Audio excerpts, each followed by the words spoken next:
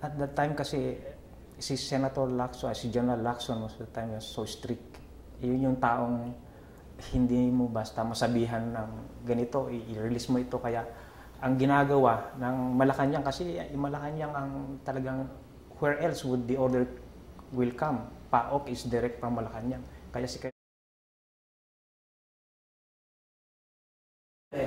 tinawagan niya ako na itigil niyan, i-release lahat dyan, tumawag ang Malacanang. Sabi ko, sir, paano yung, di ba, paano itong mga iniimbestigahan dyan? Basta sabi niya, i-release na lahat dyan. So, ano magawa ko? Parang napahiya ako tuloy sa mga EIIB at saka yung sa Maritime Command na hoping na yung PAOK makapag-deliver na walang kakatakutan. Ngayon, nung nilalabas na yung mga container van, I don't know how will I explain it to them. Anong nangyari? Ako rin hindi ko na alam. Pero eto, sabi niya, Glenn, umalis ka na dyan. Sabi ko, sir, bakit sir? Nakialam na naman ng Malacanang. Yung mga nag-augment sa akin na nagbantay doon ng 3 araw doon sa warehouse, pinull out ko, tapos nagtataka sila bakit. Hindi ko rin talaga may paliwanag bakit.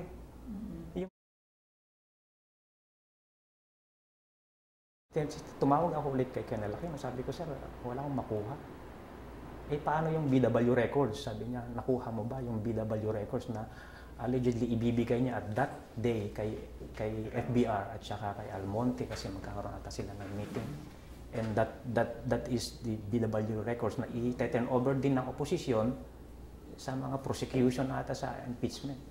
Sabi ko, ang alam siguro ni Colonel Aquino is parang may dala-dalahang folder na ibibigay mo. Sabi ko, isang box yung dokumento dito, sabi ko. It's like box na gano'n na hindi ko alam ang kwan dito. And you have no time na mag-scan pa gano'n and ayaw ko namang guluhin. So sabi niya, sige, kunin mo lahat yung records niya, secure mo and back to base ka.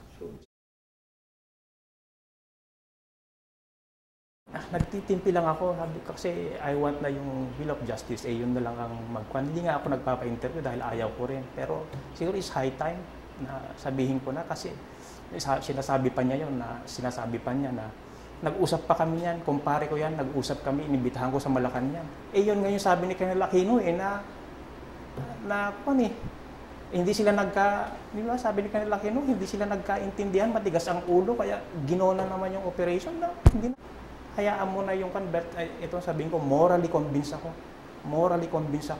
sa Malacanang yan. Si Erap na yan.